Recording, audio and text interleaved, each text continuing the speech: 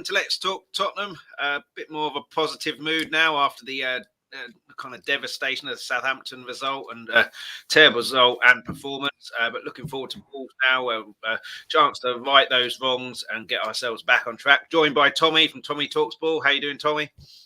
All good, brother. All good. And I was on Tommy's stream yesterday where we talked about a lot of this. So if you watch that, you're probably going to think it's a repeat with just a different background, but it's not. It's not. Hopefully, Colin will be here as well. I'm not sure if he will be, but first and foremost, hit the like, hit the subscribe. Thanks so much for watching. It all helps the channel.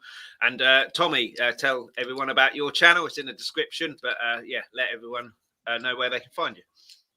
So yeah, Tommy Talks Ball, as you can see there, it's, my Twitter handle is the same as my channel name. So if you just if you haven't followed me on Twitter, follow me, and then you'll find the channel there. And as Chris said, we do similar things, and Chris on my channel a lot as well. Thanks for having me. Oh, no problem. Welcome anytime. Artisan, audio artisan in the chats. In the chat. Yeah, in the chat. Yeah. I don't usually see audio too early. I don't see him too early. How you doing, mate? How you doing? Yeah. How you doing? Thanks so much for watching and the comments. Keep the comments coming in and let's crack on. So we do have to talk about the game that's just happened. 8 shots to Southampton's 23, and we're at home, and we've just beaten Brighton, and we've had a transfer window and got some of the deadwood out and the bad influences out. What happened? Was it a lack of attitude? Was Southampton tactically better than us? I didn't watch the game. I watched it on Match of the Day. I was playing football and losing as well, so I only saw the highlights. But I know you watched the whole game. What do you put this, ignoring the result, the horrendous performance down to? It was a tricky watch. It was a difficult watch. It was very much like the reverse of the Leicester game, very much so, where we dominated, but we didn't get the win until later on. We deserved it against Leicester, and Southampton deserved it against us. But as I was saying yesterday, and on stream since the Southampton game, I don't think it's a lack of passion. I don't think there's a lack of passion with the boys. I think we've got the least passionate players out within the last week of the window. So just 2 weeks ago, the Lo Celsos, the Tanguy and Ndombeles, the Dele Alli to a certain extent.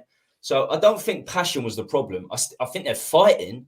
I don't think they're good enough, and I still think we're short in certain positions. The window wasn't great. If we want to play in this system, if you want to play in a 3-4-3. So I think it's just quality. Usually the quality is only lacking against the big teams. Against Chelsea, obviously, they overrun us in centre mid, and they just, they beat us easily 3 times in January. But to get beaten and to get humbled so badly at home to Southampton is very worrying. They're a good team. They got some good players, so it's not like we should be beating them because we're Tottenham. They're Southampton. They're a good team, but you expect at home to, at some point anyway, stop the other team playing and impose your will on the game rather than the other way round. And well, we should be beating them if we want to get to the top 4. We have absolutely. to be beating Southampton at home if we want to get into the top 4. If we want to get into the top 6, if we're not beating Southampton at home, that's going to be difficult. People just think automatically we're going to get into the top 6. It's not going to be easy. It's not going to be easy. Well, the top 4 will come onto it. It's still in our hands. I know Arsenal are ahead of us, but we've got to play Arsenal because of their wimping out of the fixture. So if we win all of our games, we're in the top 4, which that won't happen. Winning all of our games won't happen. But the defence will come onto, because that was absolutely dreadful for all 3 goals. But the midfield, Skipp wasn't playing. Højbjerg, who I've been saying for weeks now, maybe months, needs a rest. He needs a rest. He looks absolutely shattered. And I can only imagine he is. Played every game last season, played every game apart from the final because they got knocked out in the semis for Denmark. You had the mental fatigue as well of the whole Emerson situation. He's played most of the games this season as well. So I think he needs a rest. But Skipp not being in there, I mean, against Brighton, he wasn't in there, but Brighton in the first half, especially, were absolutely terrible. Absolutely terrible. Didn't turn up at all. So you don't necessarily need that kind of energy. Where Skipp, I feel, brings energy, and that becomes contagious for the rest of the team, and has a bit of desire to get the ball. 50-50s, he wins. Do you think we're missing him, or certainly in that game missing him, or do you think we had enough to be able to get the result there? He's such a good player. He's been outstanding. And yeah, he shows passion. Again, we get back to the passion argument. As I said, I don't think Winks and Højbjerg lack passion. Certainly not Højbjerg. Just lack quality. Skipp is a quality footballer. He's an outstanding and becoming more versatile by the week. I've seen it from the start of the season where he struggled a little bit against Man City. The first game, I remember he could have given 2 penalties away in the first 15 minutes. So I watched games back the following day, and he could have been 3. He was really, really lucky not to give away 2 penalties in the first 15 minutes. But not only did he grow, has he grown over the season, but he grew in that game. He grew in that game. He didn't go hiding. He wants the ball, and he's willing to adapt. And that's a big problem with players. I've had enough of Tanguy has to play number 10. That's his position. Dele Alli has to be number 8. That's his position. Well, Skipp can play anywhere in centre midfield, and he doesn't complain. And they're the players you need, the ones that don't complain and are willing to adapt. We've had too many players for too long that are not willing to adapt. And same with Doherty. Last season, he didn't play right wing back, but it's not too much of a stretch to go from right wing back to right back, is it? He should be able to adapt. And players are not. They're not. It seems like they're not willing to adapt. Where Skipp has been phenomenal. He's versatile in centre midfield. He gives us so many options, and I love Oliver Skipp. He's first name on the team sheet when it comes to centre midfield. First name on the team sheet, even above Højbjerg now. Yeah, you make a good point with Doherty. I think Nuno is similar to Poch in the sense that it's an arm around your shoulder kind of approach if you make a mistake, whereas Mourinho, when he came in, was just line him up against the wall and shoot them. And I think that's killed his confidence. And you can make the argument, well, he gets paid enough money, he can deal with it. But I think it doesn't matter how much money you get paid. If you still feel pressure and still have lack of confidence. And I mean, we'll get onto the fullback, the right back in a bit. Audio Artisan said, Big Dave getting booked early on was a turning point. Right side got targeted. Really think we need 3 in midfield. Quite a lot to discuss there. But Davinson Sanchez getting booked early on. Do you think that was a turning point in the game? Not particularly. I don't. It doesn't help. It doesn't help. But you got 2 other centre backs. You got 2 other centre backs that can fly in for challenges. You got it's 5 at the back. When you're in defence, it's 5 at the back, and when you're in attack, it's 3. So there's plenty of players to cover. I think Sanchez in general is just a poor defender. And you can say that for a lot of our defenders right now. So I get it, and it certainly means that he's not going to go in for challenges fully as you would.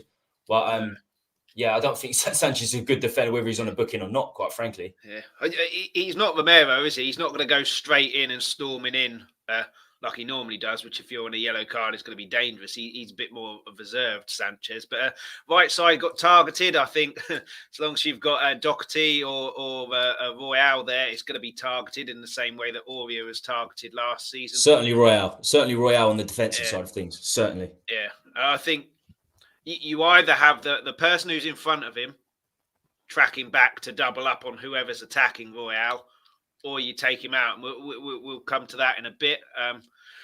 3 in midfield.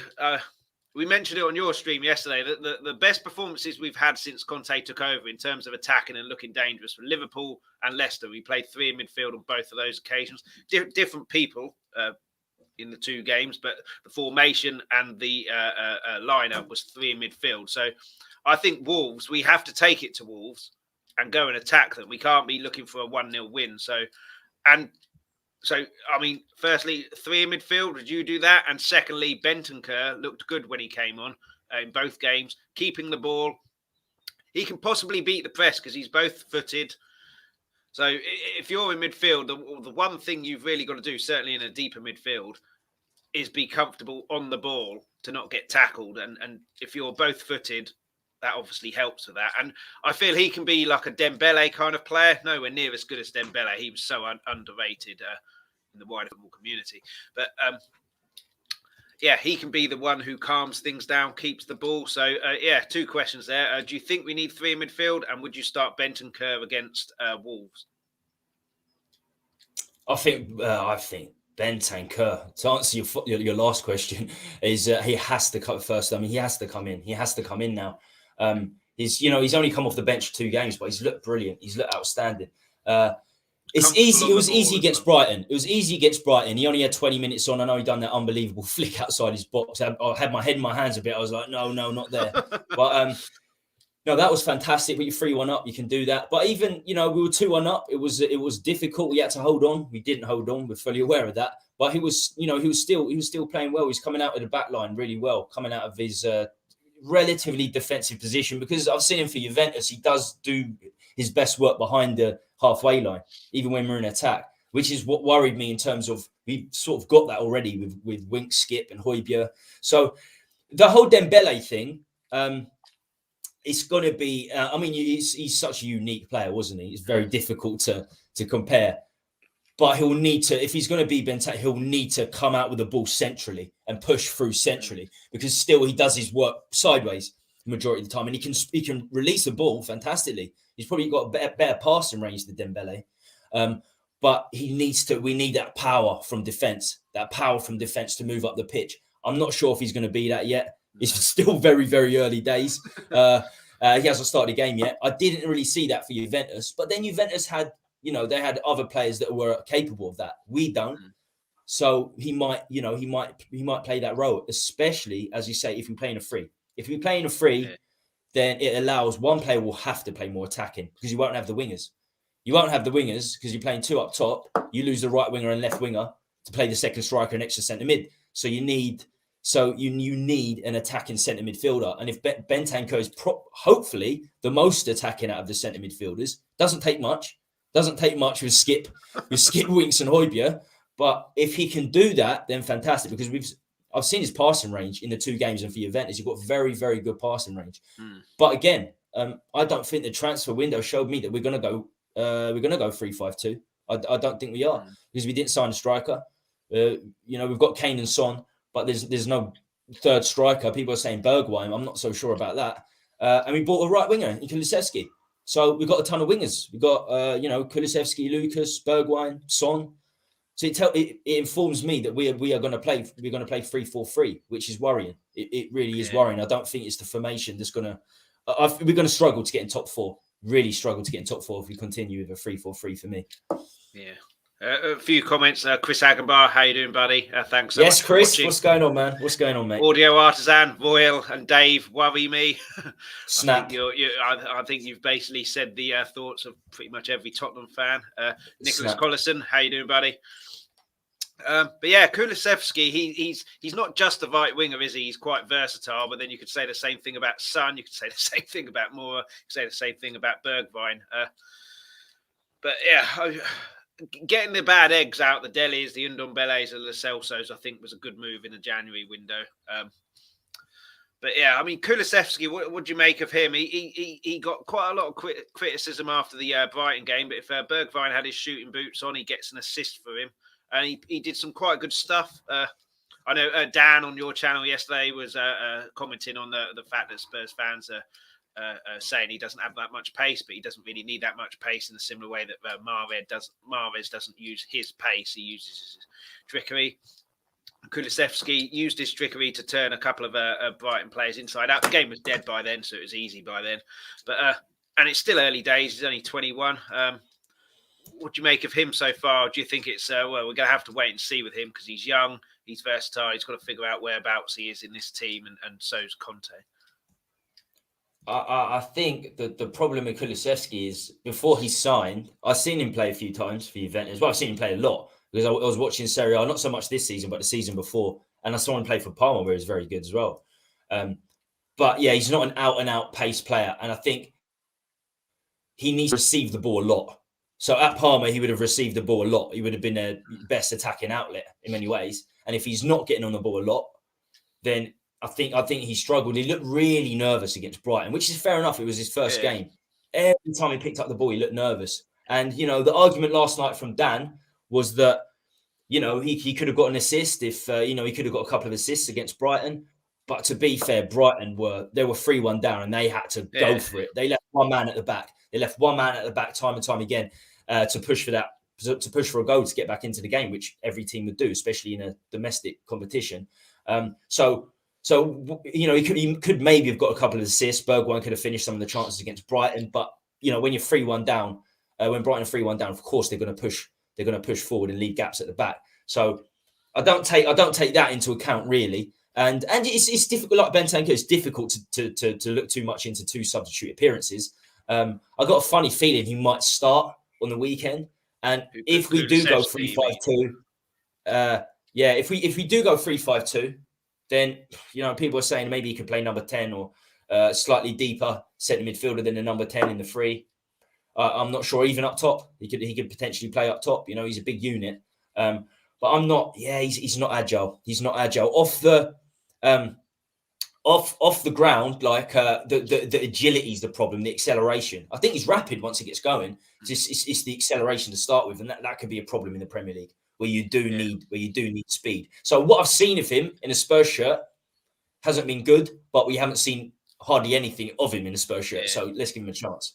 Yeah, I'll reserve judgment a little bit just because, like you say, that's it. That's the perfect way to put it. Reserve judgment. And like you say, Brighton, it just suited an attacking team because they were so far forward trying to get the win. We have to talk about him, Emerson Royal. He had an absolute shocker. 3 goals.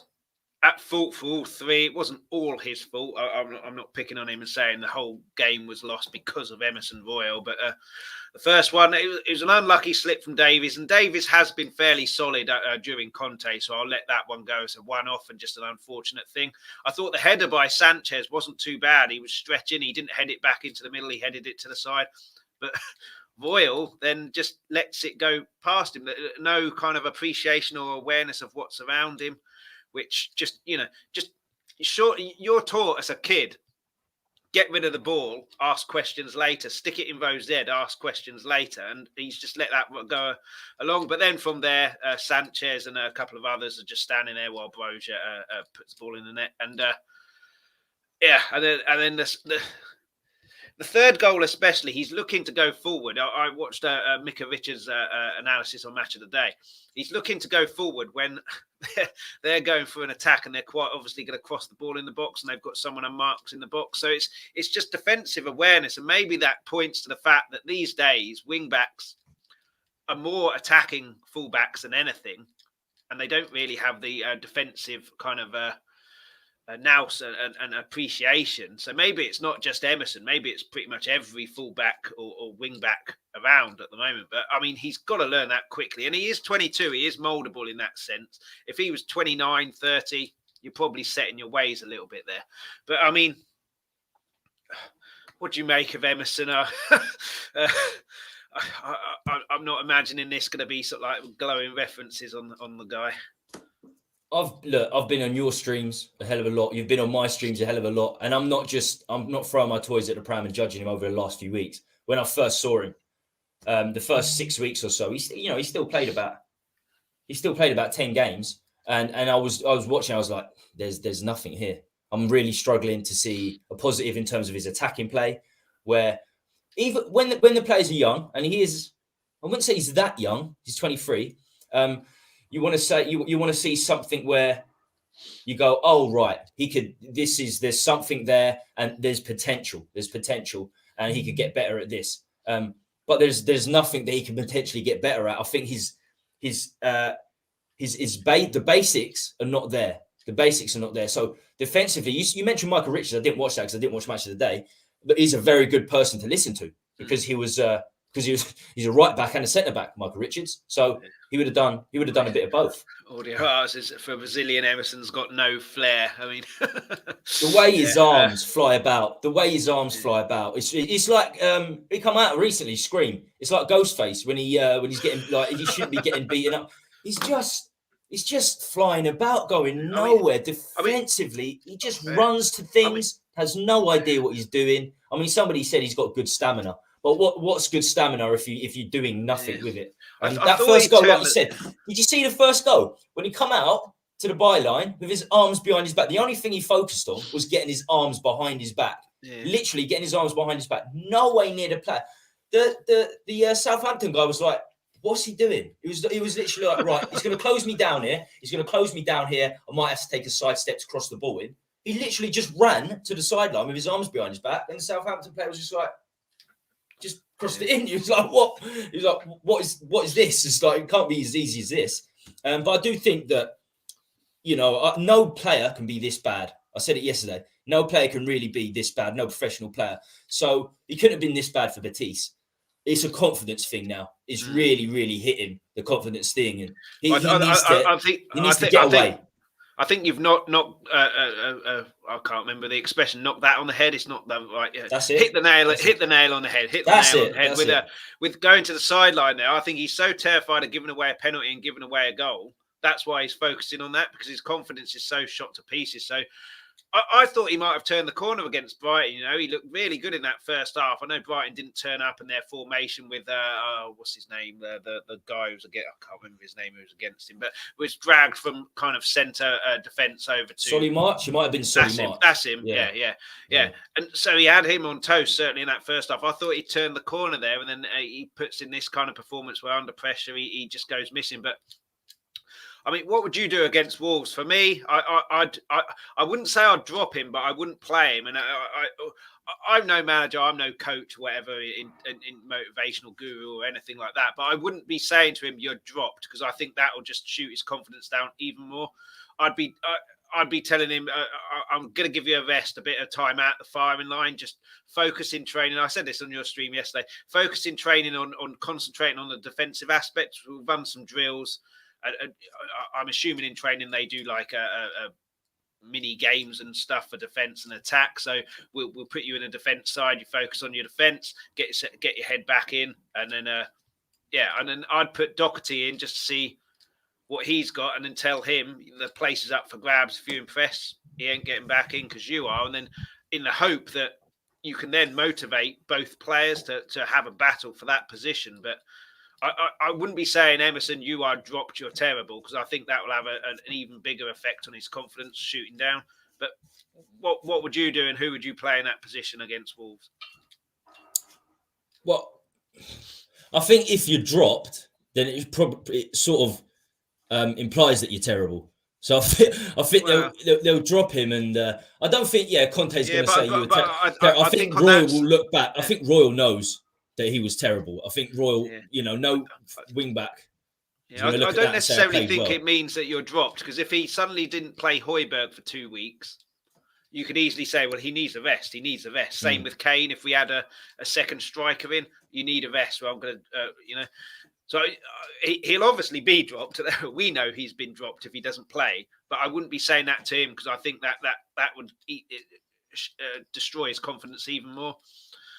Yeah, but I think it's good that he gets out the firing line. I think for his confidence, he just needs to get out the firing. If I was Conte, I'd say, look, we're gonna go somewhere else for the next few weeks. We're gonna try a few more things at right wing back. We think you're a good player. Obviously we bought you for a lot of money, so we've got faith in you. But we're gonna try some other options. You can sort of study the game. I think he needs to come out, study the game, study the English game maybe. And sometimes that's the best thing to do is be on the bench on a match day to see how the other players are doing. To see how opposition right wing backs are working as well. So I think he needs to come out the firing line. So he needs to be dropped.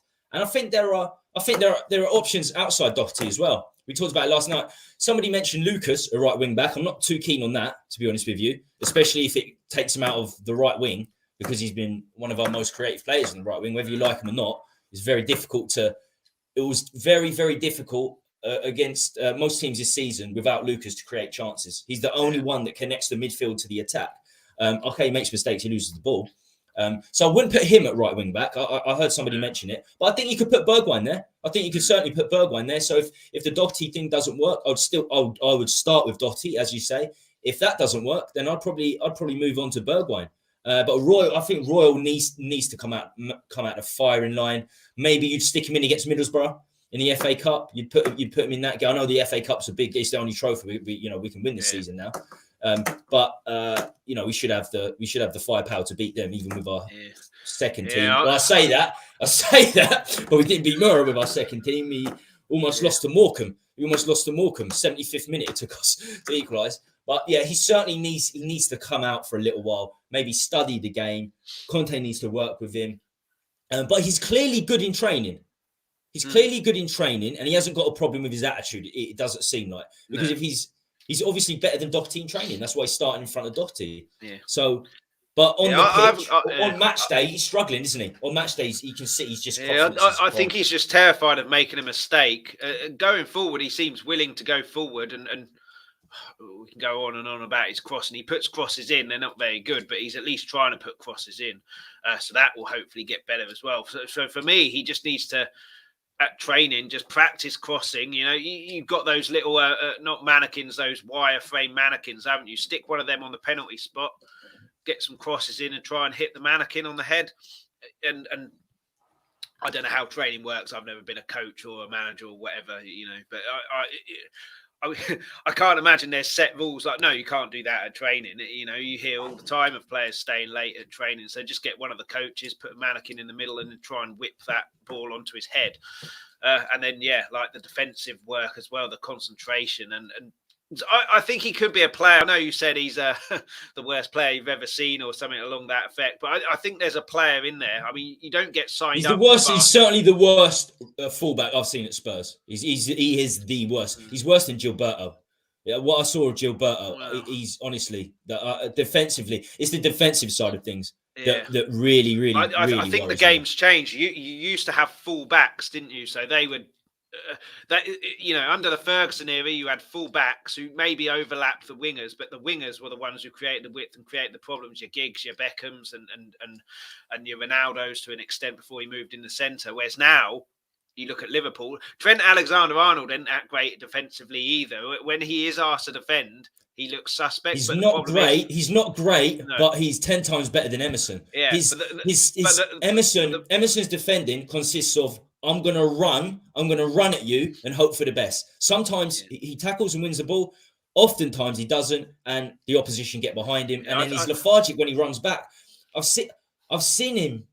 He's so lethargic when he runs back as well. He just goes full. Sometimes you've just got to hold you. It's not difficult. You just don't run into the winger. If as a right back or any player, sometimes you hold your position and the winger passes back into centre midfield. You've done your job, basically. And sometimes you win the ball, but we don't see it from Emerson. The winger goes at him every time because they know they can get past him with ease, and they know that Emerson's going to come for them. Just hold your line sometimes. Whenever a winger has the ball, he's flying out trying to win the ball. Just stay, and that's common sense. Yeah. That's not 90s football, 70s football, 60s football, Sunday league football. It's the basics of defending. Doesn't matter what position you play.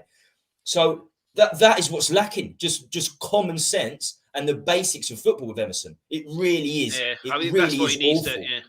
I mean, you don't get signed up by Barcelona if you're a terrible footballer. So I think there is a player in there. He just needs to focus on like you say, the basics of defending. And Alexander-Arnold doesn't really need to defend that much. It's only when they go in Champions League or play the Man Cities or the Chelsea. And look what he does in attack. Look what he does in attack. Oh yeah.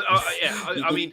You're like, don't worry about it, mate. You're like, don't worry about it, mate. Yeah, you can handle Alexander-Arnold maybe not being the greatest defensively because of what he does in attack and sets goals up. But I think it's just the modern fullback, if you like, which has turned into a wing back. It's all about the attack rather than the defence, and he gets caught out of position, but he doesn't really need to defend that much.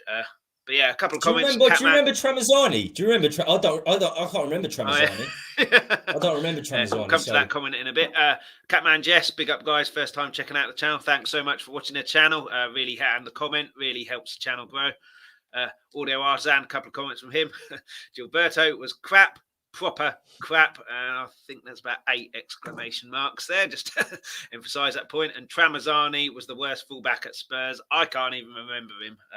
I can't remember Tramezzani. No, he's Italian. He didn't play that much, but with Gilberto, with Emerson, I think there is a player there. I just think he needs to go back to basics, have a bit of time out the firing line, and kind of regroup and get his head back. I think his head has kind of gone, and he's more focused now on not making mistakes rather than doing what you should be as a defender. Chris, I just want to ask you a question here. Do you think 23 is young? Do you think 23 is young in modern football?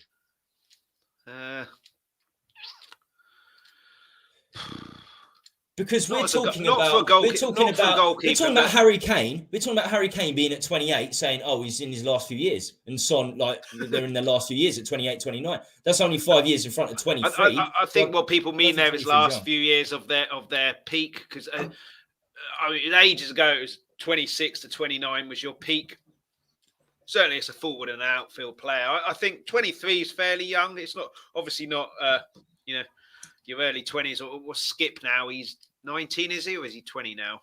So he's obviously got a few years on him. But I think he's still fairly young. And we were talking about Ibrahimovic off air, who's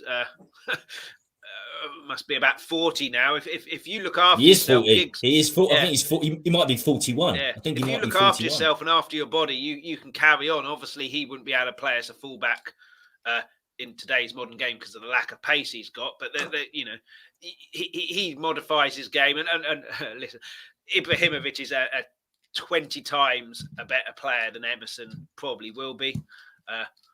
So it's a kind of unfair comparison there, I guess. But yeah, I think Chris. I think he just turned 21, didn't he, Skipp? But he's still very, very young. He plays like he's been around forever, doesn't he? Skipp. He's very mature for his age, isn't he? And then Audio Artisan said at 23, you're expected to be ready for the first team football, or you're shipped out. That's probably a good point there. I didn't think of that. But this is the thing. It's highly dependent on position, isn't it? Age. If you're a keeper, 23 is young. For a goalkeeper, fair enough. 23 is young. For a striker that doesn't rely on pace like Ibrahimovic, 23 is young. You're not going to be in your peak till your late 20s. But they're basically wingers now. They're almost wing backs are basically wingers. Wingers have always been young because your pace goes first, and wingers always have relied on pace. So 23 for a winger, 23, 24 is peak. 25 maximum is I think Audio Artisan has said it perfectly here. I think 23 is fairly young, but you're expected to be in the first team. So if you're 23 and not really making the first team, then by the time you're about 26, and that's probably why we shipped Markanday out as well. He's not ready for the first team. He's not a winger, but I think a midfielder. And Audio Artisan's also said Alexander-Arnold will replace Salah and be like a right-footed Bale. I mean, that does make sense for the shot he's got in him, the set plays, crossing ability, and like we said, with a lack of defensive kind of nous, that possibly makes sense pushing him up. But I guess it makes sense for England as well. I was thinking about this for England. We've got so many right backs. We've got about 15 quality right backs, and Trent Alexander-Arnold could play on the right wing. You got Saka there and Sancho. But I wouldn't say Saka and Sancho are out. I mean, they're very good, but they're not like the Declan Rices and the Kanes and those sorts of players that are certainly going to start. Alexander-Arnold on the right wing, get one of the many right. I mean, Reece James, Kyle Walker. We've got a ton of right backs, right now. So I was thinking about that for England. So it could happen for Liverpool. I mean, if you get that for the World Cup, Kane must be licking his lips, going, "I've got Alexander-Arnold raining crosses in." He must be loving that. So that does make sense. Liverpool played yesterday, did they? I think they. Yeah, I think they won 1-0, didn't they? I can't remember who they played. Let me check. Because I only say that because of Diaz. I looked on the lineups and I think I wasn't sure if anyone watched it. Did Diaz start or did he come on as a sub?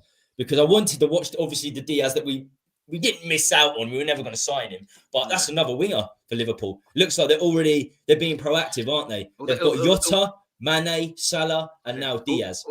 They're preparing, aren't they, for the Manes and the Salahs and the Firminos moving on. They're preparing the next generation of that kind of strike force. So Jota was the first part of that.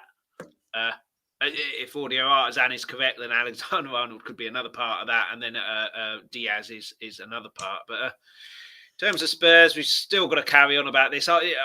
You were pretty much asked exactly this on your channel yesterday, or you asked us on your channel yesterday. Are we missing Dyer in defence? Romero's obviously staying in the defence. He's our best defender. But, it's not hard to be our best defender. You just have to get a Waitrose pick one up because the rest are from Poundland. Are we missing Dyer? That kind of leadership there? I mean, I know he makes mistakes and everything, but he does kind of organise quite well. I know you said yesterday he seems to shout when he makes a mistake and blame everybody else. But is he better than Sanchez for you? And are we missing him? And do you expect him to come back in as soon as he's fit again? See, I'm more frustrated and critical of Dyer than I am Emerson, because Spurs fans constantly make excuses for bringing Dyer into the team. And the excuse I'm hearing, because if you look at it in footballing ability, there is nothing defensively good about Dyer. But the fact is, they will come back in because he is the only one that is prepared to sit deep. And the central centre-back has to be deep. All we need to... Romero tried to play at central centre-back, but, he's ultra-aggressive. He's got the potential to be world-class, Romero, but he needs to be ultra-aggressive, and playing as a central centre-back, you can't really leave gaps at the back. So he needs to be left side or right side. So do you think Dyer's the only one... If Dyer's the only one that will sit deep, then we need him. But is he a great defender? Absolutely not. He's still living for 7 years. He's just the best of a really, really bad bunch, it seems. Yeah, I mean, with Romero, he's obviously quite aggressive there. Do you think, not trained out of him, but do you think Conte can train it into him to essentially like choose your battles and when to come in hard? Because Brighton, certainly against Moura, he never got time when he did get the ball, which was very few and far between because they were terrible, Brighton. But he never got the chance to turn. He was always back to goal because Romero was right there. And that was the right thing to do there. But if you've got someone facing you and they're quite tricky, or they've got players around you, you've got to hold your position. You can't go in because, like you say, if you get played around, you've lost a defender and he's taken out the game. That's what happened in his first game. I think it might have been Norwich where we conceded the goal. I can't remember who that was against. He came diving in no man's land. But do you think Conte will be able to train that into him to pick your battles essentially on when to go in hard, when to be aggressive, and when to stand off a little bit and maintain your position? Absolutely. And then he could be that, and then he could be that central defender. But I think if you do that, you lose what's good about him. That ultra aggressive side to Romero is what makes him so good. And a deep centre back, it will still come out to win balls. You will still come back to win balls, but very, very rarely. I think your duty is almost to cover for when the right centre back and left centre back come out of the back line. So when the Romero potentially makes an error, he's not going to win every ball. It doesn't matter how good you are, right centre back or left centre back. You're never going to win every ball. But definitely, I agree with. He needs to get the balance right. And in a 4-4-2 at the start of the season, that was not good. He was making a lot of errors, Romero. He's coming out far too often. And with the other centre-back sort of coming out as well, not covering, it was a nightmare. We were getting caught in behind all the time. But we saw him grow through the season. And now he's playing the system. Now he's in a system which absolutely plays to his strengths. And playing as the central centre-back is not playing to his strengths. Right centre back or left centre back, but Dyer was injured. If we could say Sanchez, just sit back, mate. Just sit, or Rodon or Tanganga, just sit back. If somebody else could just sit back, then you've got a potentially better centre back than Dyer, because he's not good. But he does fit the role. On the other side of that, he's so deep at times, so deep that the opposition can throw numbers up there and not risk being offside. So, and that's a problem. You need to play some sort of offside trap at all levels of football. And when you see Dyer play, he plays so deep that they can throw players forward.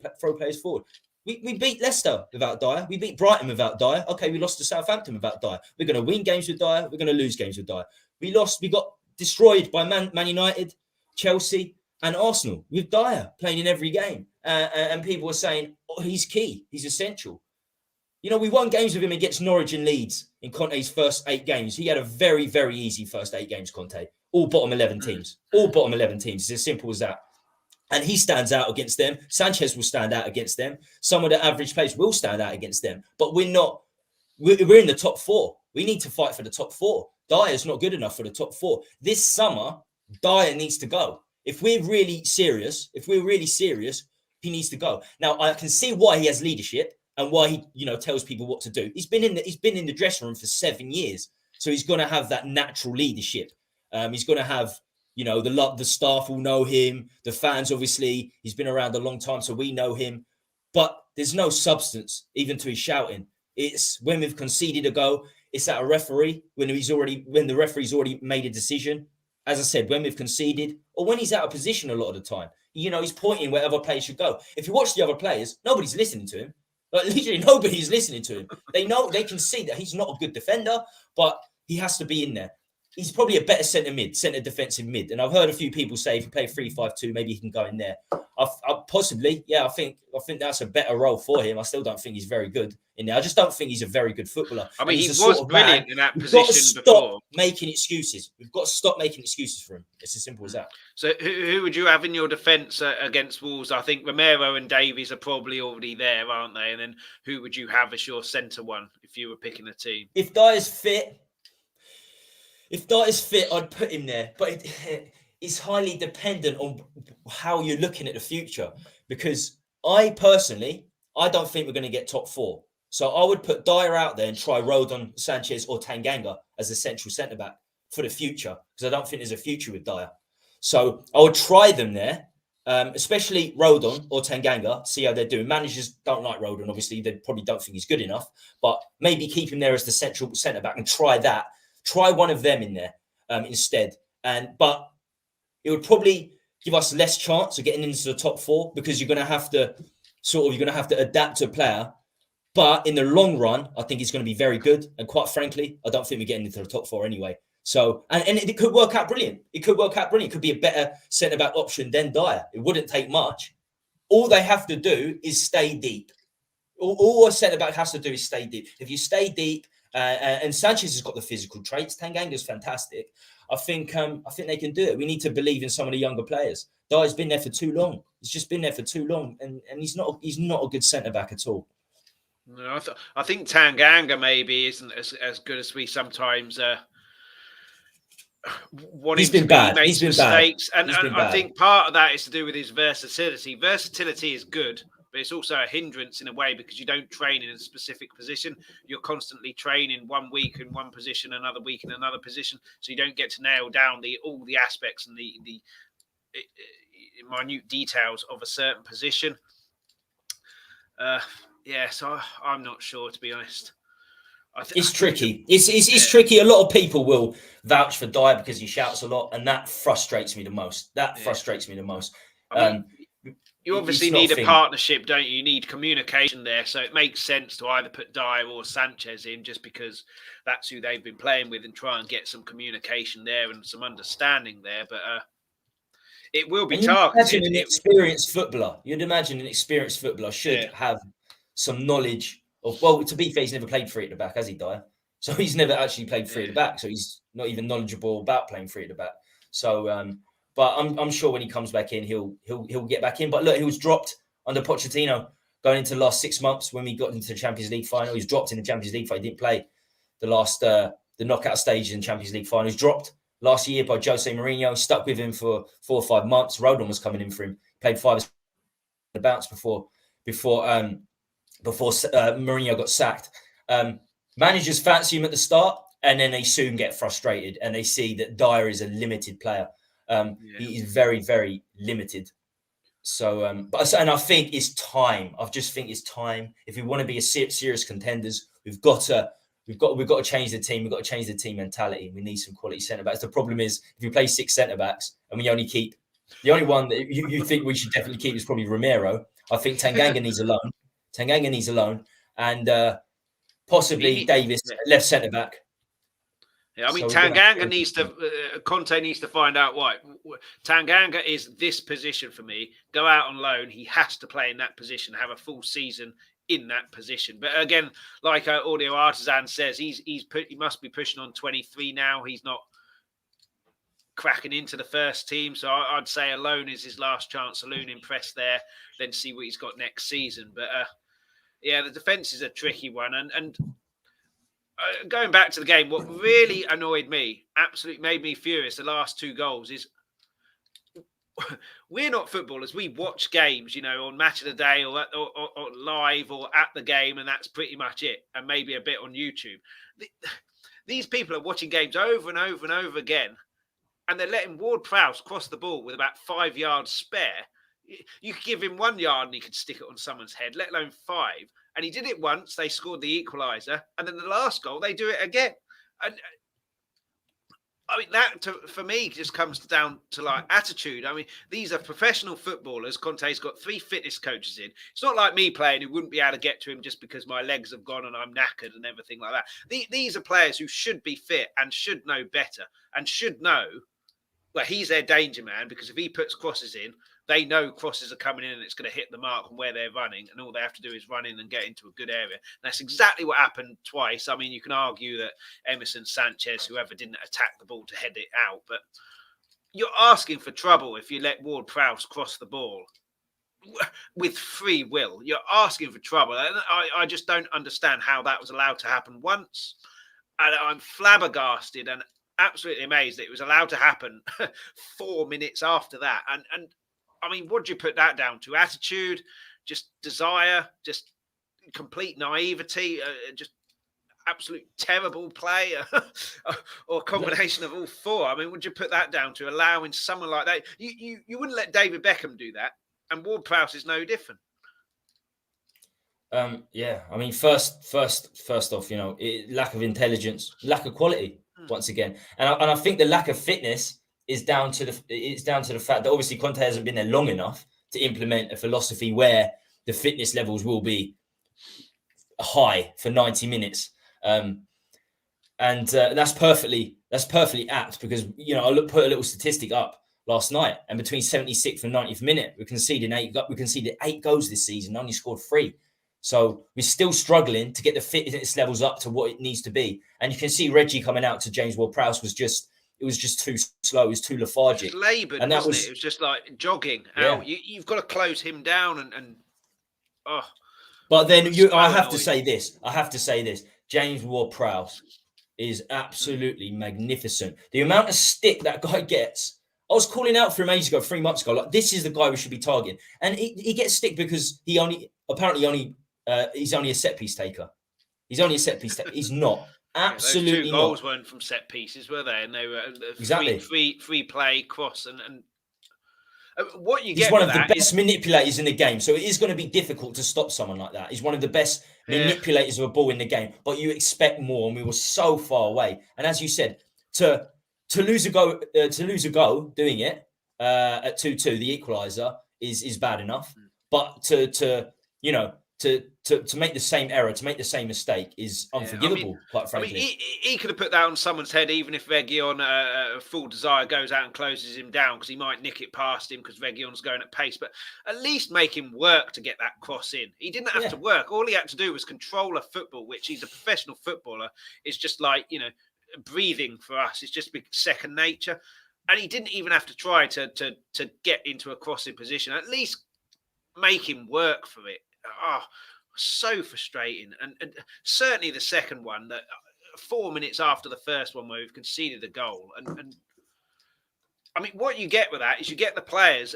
We've had it before when Emerson didn't play in his last season when he was terrible. So I go back to the Newcastle game at home when we lost 1-0. He wasn't playing. We had Winks in the middle who's just passing side to side. And Winks passing side to side was fine when Emerson was playing, because then there's someone there who can ping it 50 yards or make something happen. But without him there, it didn't happen. And Son, Kane, and whoever else playing, must have been Ali, weren't making the runs because they know they're not going to be found. As soon as you put Emerson in, the runs started happening because someone who can make it. It's just unfortunate Newcastle so deep then. And it's the same with Ward-Prowse. If he's got that room to cross the ball, the strikers and the attackers are going to go into the box. That's why the second goal is one of their defenders, I think, or defensive midfielder, because they can see Ward-Prowse has got the ball. He's going to put that into an area because he's going to look up and got the ability to put it on my head. And it's just so frustrating. It's just so simple. Frustrated me so much. And then Conte, brilliant coach, brilliant manager, shown that in his career. But was he tactically beaten? I think it was Colin on your stream yesterday said that they targeted Southampton, our right side, and the fact that our fullbacks go forward, similar to how Liverpool do. And they targeted that space behind. So do you think Conte got tactically beaten by that in the same way that he tactically beat Klopp? Obviously, we didn't win that game, but we should have done. Or do you just think it was just the players who need to take that responsibility?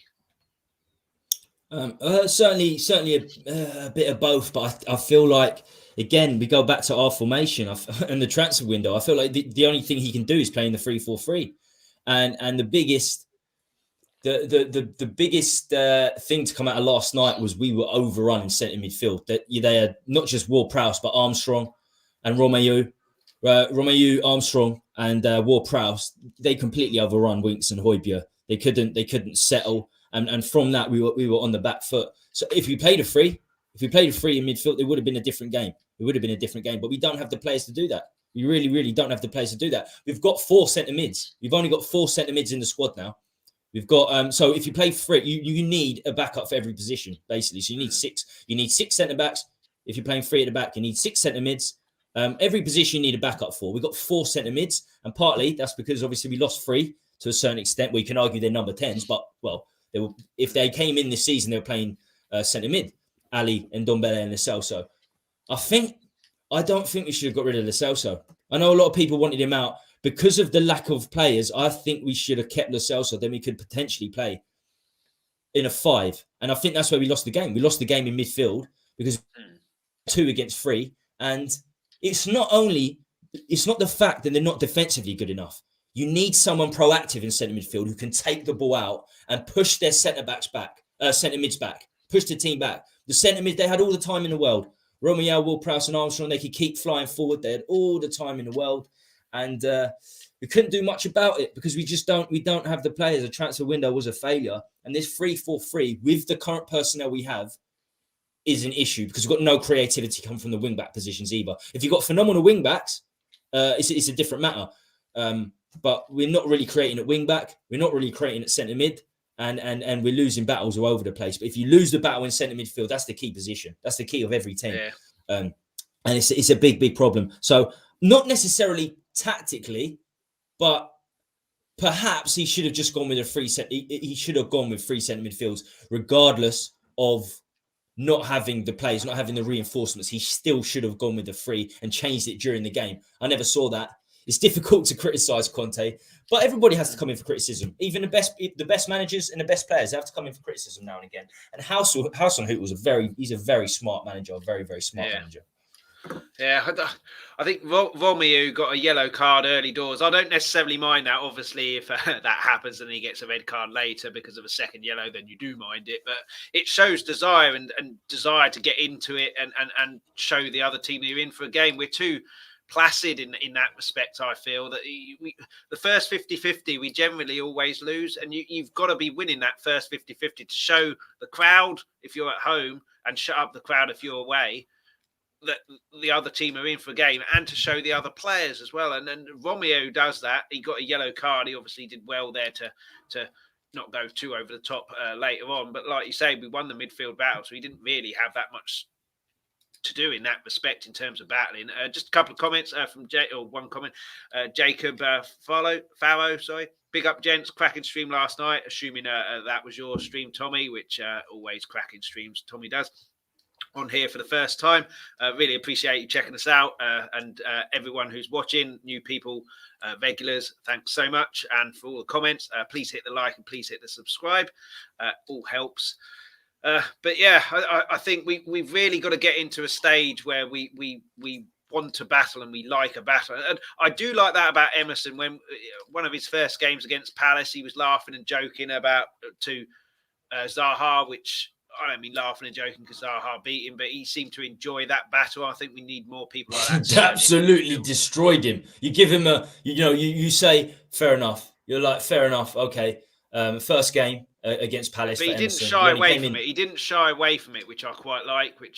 I like it, but the reason Tanganga got sent off was because he had to move on to Zaha. He had to start marking Zaha because he was destroying Emerson at every opportunity. Tanganga had to. You remember there was a Tanganga and Zaha battle, pushing each other, this, there, and the other, and Zaha won that battle. Tanganga shouldn't have gone in and got that second yellow card. It was stupid. It was stupid. It was immature. But he had to do that. He had to go on the right side because Emerson just wasn't doing his job. As I said, that's the first game, but he hasn't got better. He hasn't got better over the months. And people can talk about his crossing and all the other attacking aspects of Emerson, but it's predominantly his defending. That's atrocious. Absolutely atrocious. So yeah, I mean, I don't know what we're going to do with the boy. As I said yesterday, the only reason he's still in the team past January is because we don't have another right wing back. So Gil went out on loan after signing him for £35 million. That's fine because you've got Son there and potentially Bergwijn. You can't really put Emerson out on loan because you've got Doherty there. I guarantee if we had another, if Kyle Walker was the other right wing back, or even Trippier, Emerson would be going out on loan. 100% Emerson would be going out on loan because he's been a liability. I know it's early on, but he's been a liability. You'd say, go somewhere else for 6 months, come back, see what you're made of. But we have to stick with him. We don't have many options. So, but I like the fact that we didn't, in a way, because these guys have got a chance to prove themselves. If they don't, if either one of them do, fantastic. If both don't, get rid of both of them. Get rid of both of them. Even if it's on loan for Emerson, let him go back to La Liga or something and do some damage over there. But at the moment, and if both of them don't do it, put Bergwijn in there. Why not? Try Bergwijn in. Danny K, what's going on, brother? Danny Kiriakou in the chat. I'm not Brian Daigle, so I can't do the your little jingle justice. Where is Daigle? I haven't seen Daigle for ages. Danny K, you got something coming up at 3, haven't you? You're doing a stream at 3, I think. Tottenham on tour. I think you'll have Tottenham to confirm Tour, that. Great channel, going from strength to strength. So make sure you check them out. This might surprise you. I've got a positive banner here. I am scraping the barrel a little bit because it didn't happen too much. But the Kane, Moura and Son link up looked quite good, and obviously the Kane and Son, we know about that from previous seasons. But Moura seemed to have linked up as well. Moura was involved in both goals. I know Scott M on your channel was saying he got lucky with the assist. I'm not sure about that. I think that's slightly harsh. But if it was the other way around and we had the 23 shots with them 3 linking up like that, we'd have scored a hatful of goals or certainly had a lot of chances. So that's something to build on. We've just got to get that someone in midfield, and hopefully Bentancur can help sort that problem out.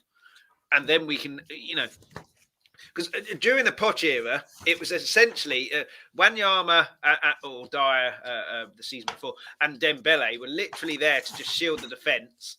And the 2 central defenders, Dyer then slipped back into a back 3 when we didn't have the ball. And then Kyle Walker and Rose were going forward, but also had to get back. And it was largely Kane, Son, Ali and Emerson. Emerson had a free role, but it was them 4 that were allowed, you go win us the game, you do what you want, you go win us the game. We've got the setup here to protect us if you lose the ball, but you go win us the game. And we've got to try and do something similar here with these 3. Well, Kane and Son are obviously going to start every game if they're fit, but Moura, I think, gets a bit of a bad rap, and he does look like he wants to try and make things happen. He gets a bloody bad rap, Lucas. You're right. But we've got to set up the team so that we're solidly defensively if we lose the ball. But we've got people in the midfield who can get the ball to those 3. I mean, you mentioned Moore as the one who gives the ball to Kane and Son. It needs to be someone who gives the ball to one of those 3, and then they can link up like they were doing. But I mean, that's the only positive I could find from the game, other than the fact that the whistle went and put us out of our misery. But yeah, I mean, what do you think of those 3 as a link up? I mean, we don't really need to talk about Kane and Son. Everyone knows how good they are. They're world-class players. And Moura gets a lot of flack and a lot of unfair criticism, I think.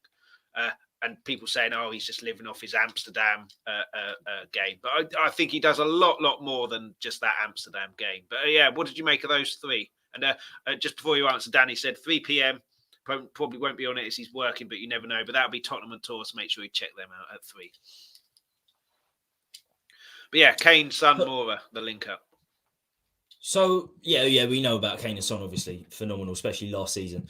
But I saw it's difficult because I just mentioned that in December against those lesser teams that Conte beat, we did have a really relatively easy spell. The only difficult team was Liverpool, who are very good, but they didn't have a centre midfield. It was Milner, Morton making his debut. Still very good. And Van Dijk wasn't there either. He was a massive figure for them. So other than that, every other team was in the bottom 11.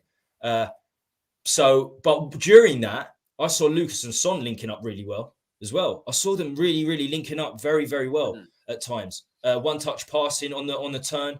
And Lucas gets such a bad rap. I said in the summer, he's not, we don't need him. I'm not going to lose any sleep if we sell Lucas or Lamela, to be honest with you. But then he had a good pre-season. And if we did not have Lucas this season, there would be no passes into Kane and Son. There'd be nothing. Because as you said, we had Kyle Walker, but we had Kyle Walker and Danny Rose back in the day. So we had quality fullbacks. We had Dembele, who wasn't an unbelievable passer of the ball. He wasn't a sprayer, but he took it out of defence. He never gave the ball away, did he? Apart from the semi-final against and then you had Emerson at number 10, who would come deeper at times and spray the ball round. So you had many different options, all quality options. We've got Winks and Højbjerg, who are just, they're not going to drive. They're not really going to drive with the ball like Dembele, and they're not great sprayers of the ball. And then we've got Reggie and Royal at wing-back. So we are struggling to get chances. And if Lucas wasn't there, our three best chances of the game against in the previous game against Southampton, it was all Lucas. It was all Reggie should have scored the goal. Reggie was 1-on-1. He should have scored that. That started with Lucas. Brilliant turn into Højbjerg. Got that ball moving. The amount of times he's picked up the ball in centre midfield, turned and got us moving. It's the only time he got moving in many games. The only time. Then he played the reverse pass yesterday for the goal. Brilliant reverse pass, one touch. And the cross, outstanding. It was a great ball by Kane into him. And we took Kane, Son, and Lucas. That was the perfect partnership. Kane to Lucas, curled it round, and Son, perfect finish. I think people saying that the cross for the Son's goal was lucky. How can it be lucky? I mean, where else was he crossing it? He's put that into an area and said that a good cross is saying putting a cross in and saying to the striker, "Here you go, attack it," and that's what Son did, and then left the keeper flat-footed. So I think he knew exactly what he was doing more with that cross, and with the reverse pass for Højbjerg for the first one as well. Wasn't even looking, but he knew he was there. Put it straight into his path. Højbjerg didn't need to break stride, and then the defenders then had to make a decision and got unlucky with the own goal. But yeah, I think getting them three firing and linking up as often as possible is a way that we're going to score a lot of goals in this team. But you need to have the stability at the back like we had with Poch. And as you say, we need to be able to release Son, Lucas or Kane without Lucas being the one to release them. Absolutely. And hopefully Bentancur can in some way kind of bridge that gap and get us a bit closer to that. But it looks like he's got a good range of passing. I don't think he's going to be the guy that comes out of defence and drives, but it looks like he's got very good range of passing, so that could be very helpful. And we're going to need the wing backs to start firing. I think Reggie's good enough, but I think I think Reggie and Lucas get a lot of stick, unwarranted. I think the right wing backs get a lot of stick, and it is warranted because we need one of them to stand up. And if Bentancur, even if he is, because whenever I've seen him play, he's a deep player. But as I said earlier, look, Juventus, we've got fantastic centre mids. So he's probably always, they had Pogba, So he was probably always forced into the deeper role. So maybe he can come more on the front foot. And as we've seen already, his range of passing, both footed. He's a very, very good player. He'd be perfect in a free, but again, we just don't have the personnel to play a free. But no, he's hopefully he can do it, because from in terms of passing range, he's probably the best I've seen in our team out of the four centre midfielders. As good as Skipp is, I don't think he's got great passing range either. No. So he has his moments, Skipp, but not consistently enough. But if he got pushed forward or got into that role, or you are the one passing, I think Skipp would be the kind of player that would stay later training for 2 hours, practicing all of that kind of stuff. I think he's got a cracking attitude and But yeah, in terms of the Wolves game, before we kind of head off, how do you think that pans out? And for me, I'd put Doherty in. He's going to know that a lot of the players anyway. We bought him as a wing back. We played him as a full back. Now we're playing as a wing back, and Emerson, I think, needs a bit of time out to play Doherty, see what he does. Stick Bentancur in. For me, I'd have Skipp as the kind of enforcer. Not drop Højbjerg, rest Højbjerg. I think he needs a rest. Bentancur then as the kind of Dembele who's got a bit license to go a bit forward, spray balls. And then I'd have Winks who is playing forward now and playing passes and trying to play cutting passes. Whether he's good enough remains to be seen. But like you've said, the January window's passed, so that's what we're left with until the summer. So they're the three I'd have, and then the front three, Kane, Moura, Son, and try and get them in the game. what I want to see, I say every game, and it never happens, is that first 50-50, knock one of their players up in the air, show them that you're here to mean business. Yeah. Doesn't matter who it is, doesn't matter if it's a defender, midfielder, Kane, Son, whoever. Just show everyone you're in for business, and then that will translate through the team, and then try and have a lot more shots and have more shots than the opposition. But yeah, Audio Artisan has said Conte won't lose 3 in a row. Wolves will get battered. I love your optimism. I don't want to tempt fate too much. Oh, but, 3 league games in a row, wouldn't it be? Yeah, Chelsea. Yeah. So, how do you see the Wolves game panning out, and who do you think will start in that one? So I'm looking at team news now. And it looks like the 3 absentees are going to be the absentees once again. Skipp, Tanganga, and Dyer. Looks like they're all out again. So I'd put Bentancur in, but who'd you put him next to? I'd still Højbjerg needs a rest, but I still would go with Højbjerg. I just would. If Skipp's injured, you got no one else, so he's going to have to play, isn't he? But play him in that kind of Well, you could play Winks and Bentancur, couldn't you? You could play Winks. Yeah, I think we need 3 in there. We've looked so much better and more attacking.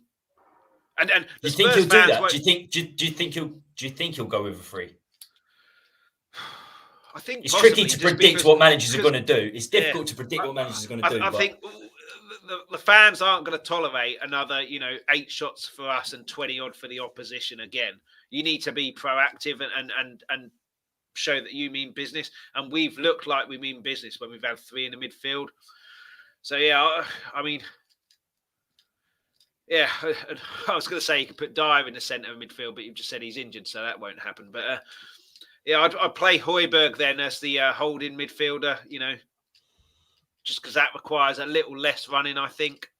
Obviously, you need a lot more discipline. Don't go forward as much. That's Bentancur's job and Winks' job. And yeah, Winks is therefore wholly responsible with Bentancur helping to get the ball through to the wing-backs if they go forward. And Kane Moura's son. So that's what I'd go with. And just take the game to Wolves. Show them in the first 5-10 minutes with a few shots, a few good opportunities, a few 50-50s won, that they're in for a game and we mean business. But that's what I'd do, and that's what I hope to see. And then, yeah, if we can go in like that and show that we mean business and no defensive mistakes, then we should win that game. Yeah, they don't score too many goals. I've got a guy coming on my show from Sweet and Sour Soccer, Wolves fan.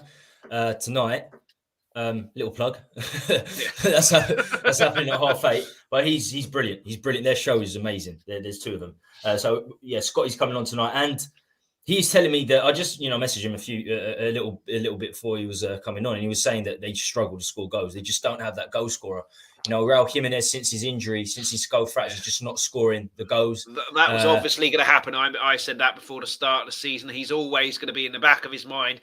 I don't really want to go into this 50-50 header because if it's mistimed and I get a crack on the head, what happens? So one goal might do it. One goal might do it. 1 goal might do it. 2 goals. If we score 2 goals, we'll probably win the game. But yeah, it's highly dependent on our defence. If our defence holds up, then we should be able to win this game. They dominated us in the first game, didn't they? They're absolutely dominant. They dominated us by just giving it to Prowse all the time, which they don't have anymore. Yes, exactly. I was going to mention that. So that's good. That's good for us. Yeah. But yeah, I mean, he's a good manager as well, and they're up there. And they're not out of the top 4 equation either. I don't know how many games they've played or if they've got games in hand, but they're certainly not out of the European equation, and they're not a team to just be like, well, we should beat them because they're Wolves. They're a good team.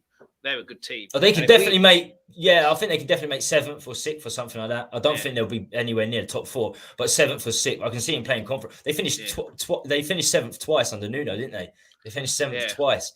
So I could see that happening again. 7th is on. They're a very good team. Team. Again, like Southampton, if we let them impose their will on the game, they'll cause us a lot of problems. What do you think about this? Audio Artisan has put a comment in. I know it was mentioned on your channel yesterday. We could get a White or Divine surprise in a 3-man midfield. I don't see that because I think he'll stick with, if he plays 3, the Bentancur, Højbjerg and Winks. And if he plays in 2, it'll be one of them 2. I'd like to see certainly Divine get a chance, and Harvey White as well as impressed. Dan was saying at Portsmouth on your stream. Yeah, he was talking about him last night. I just don't see it though. I don't see Conte putting one of those in, but maybe come on. But they've been on the bench for the last I don't know, however long not really featured. But do you think we could see one of them two or both? Well, White is part of the 25 now. White is part of the 25-man squad. And Devine is probably still only 17 maximum. He's 17 at the most. It's not a problem, you know. Lots of people burst into the scene at 17, 18. Rooney, Lennon, Frost. Yeah. There's time. Bale. There's loads. So if you're good enough, it doesn't matter. Age doesn't matter. But I still think it's a little bit early for him. He's certainly more an attacking option because he played a lot at number 10 this season. He's played as a striker in under 23s in the games I've watched. So he would certainly be a more attacking option in there. And I think the future looks very, very bright for Devine. I didn't know a great deal about Harvey White, although he was, he went on loan to Portsmouth last season. He played 20 league games, but at least half of them were off the bench. So he certainly wasn't first team. I think more than half of them were off the bench.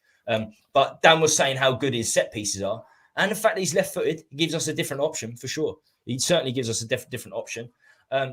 So a little bit too soon for Devine. But if we play three in midfield, certainly one of them could potentially, White could come in if we play three in midfield. If it's a two, forget about it. If it's 3-4-3, we will choose one of the more experienced two. But it's a perfect opportunity to blood one of the young players. But Conte, we know Conte doesn't really, he's not really that way inclined. But we'll see. I'd love it. I love seeing youth players thrown in there. I really, really do. I really love seeing youth players, even if it means the performance might not be as great. I just love seeing it. I love Spurs boys in there. Yeah, I mean, Audio Artisans also said could see Conte playing White or Devine as a message to the board, possibly. But then, what if they pay well, Audio? What if they pay well, Audio? Then he's like, "Well, I'm not investing. I'm never spending money again. We've got all the players in the under-23s." All Levy will say is, "I got 3 of your players out that you didn't want. I got 2 players in that I'm assuming he asked Paratici for or gave his blessing for." So, yeah, I'm not sure. I think he sort of done that against Chelsea, didn't he? I think he sort of done that against Chelsea. Was like, what have you given me? This squad's not good. 4-4-2 against Chelsea. He played Doherty at right mid and Sessegnon on left mid, I think, in a 4-4-2. Wow. Yeah, I mean, I can't see it being any other than Bentancur, Højbjerg, and Winks, or a combination of 2 of those 3. I hope so. I hope it's free. Like you, I'd love to see White or Devine come on. I mean, Skipp is a Tottenham boy. He's 19 now and looks like he's been playing there for years. Kane, obviously, was a Spurs boy. Tanganga, it hasn't kind of worked out for, but he's been given chances. Winks. I always forget about Winks. But yeah.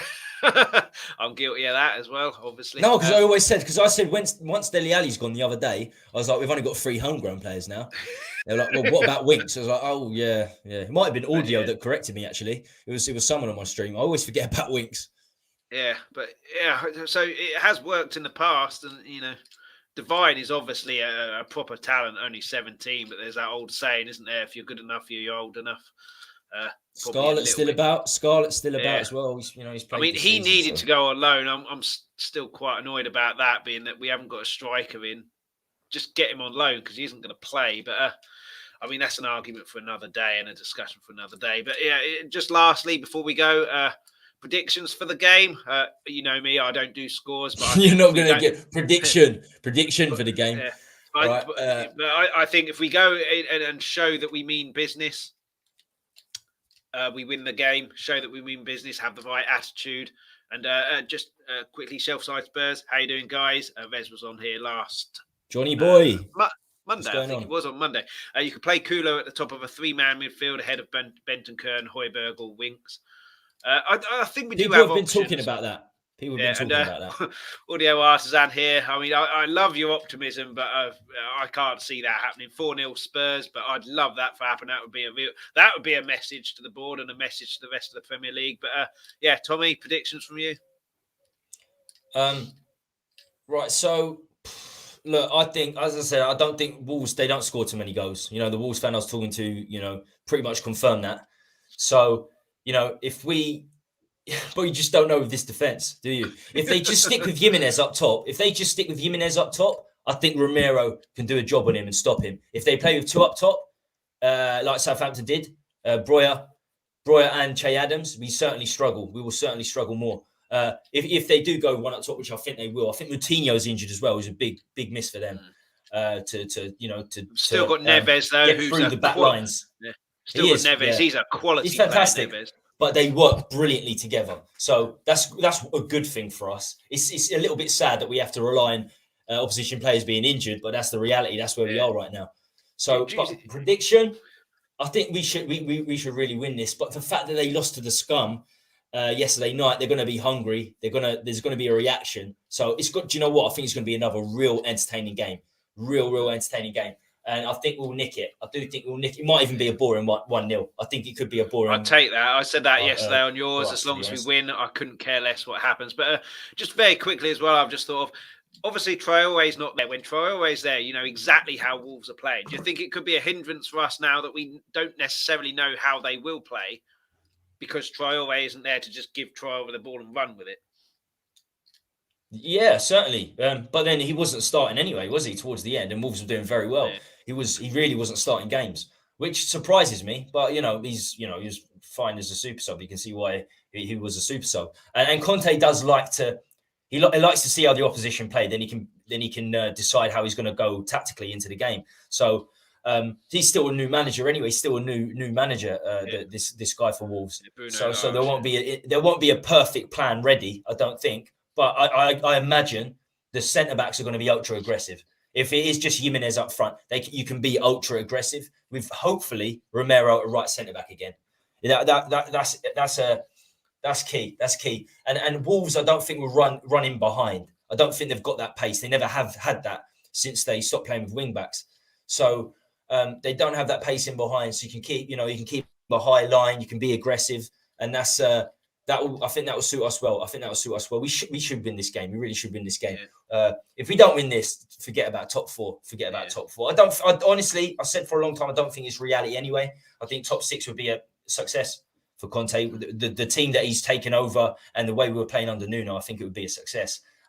But we should be winning this 1-0. We'll nick one. Harry Kane. I think he's on 5 goals for the season. We really need the floodgates to open in the Premier League, so hopefully he'll get on the score sheet again. Yeah, I think we are in a top 4 race, but if we're going to stay in that top 4 race, this is must win. There can't be any.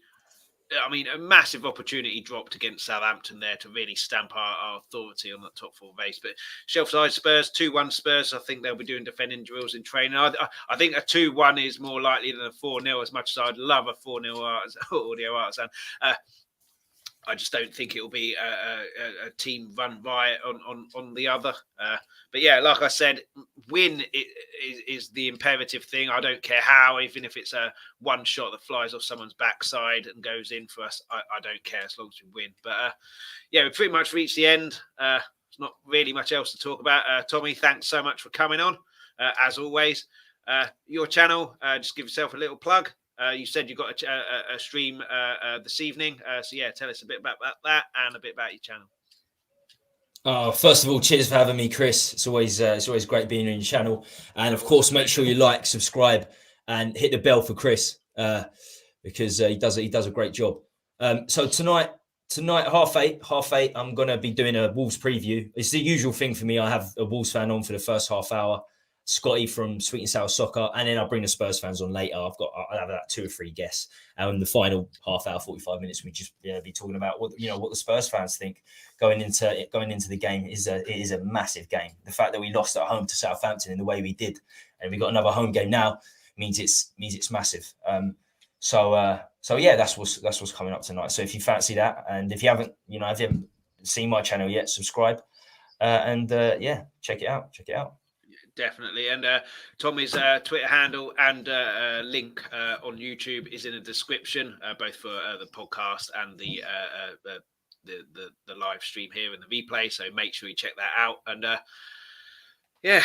let's hope on Monday I've got something positive to talk about. Positive win, and the top 4 race can start up again after a bit of a falter. But yeah, thanks everybody for watching and for getting involved in the comments. Please hit the like, please hit the subscribe. It all helps the channel. Hit the notification bell as well, and then you'll be notified just before we're going live. And then head over to Tommy Talks Ball. Do the same there. And yeah, be back on Monday. Hopefully with a win under our belts. I'd love a 4-0 win like Audio was saying, but I'd take a 2-1 win like Johnny at Shelfside Spurs was saying as well. But just as long as we win, I couldn't care less. So until Monday, come on, you Spurs. Come on, you Spurs. Thank you so much for watching, for everybody who participated in the live chat and added comments. Before you go, please make sure you hit that like and subscribe button. Anybody who couldn't watch the live video, you can still catch us on YouTube. Add any comments, suggestions or questions to the comments section on the video. Anybody who's listened to the audio-only podcast, thank you so much for listening. Anybody who wants the audio-only podcast, you get this wherever you get your podcast from. Alternatively, if you go to Twitter, @Talk Tottenham, you'll find all the information there. We'll be back soon. We're live Mondays, 8 p.m, Fridays, 12:30 UK time. Until then, come on, you Spurs!